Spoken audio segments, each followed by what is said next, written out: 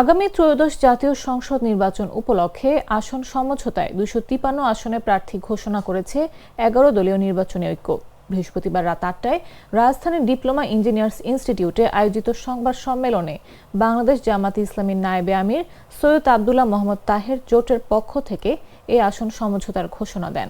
ঘোষণা অনুযায়ী বাংলাদেশ জামাতে ইসলামী 179, জাতীয় নাগরিক party 30, Bangladesh Khelafat Majlis 20, Khelafat Majlis 10, liberal Democratic party 7, আমার বাংলাদেশ পার্টি 3, বাংলাদেশ নেজামে ইসলাম পার্টি 2 ও বাংলাদেশ ডেভেলপমেন্ট পার্টি 2। এর বাইরে জাতীয় গণতান্ত্রিক পার্টি ও বাংলাদেশ খেলাফত আন্দোলনের জন্য আসন চূড়ান্ত করা হয়নি। চূড়ান্ত হয়নি ইসলামী আন্দোলন বাংলাদেশের আসন সমঝোতার বিষয়টিও।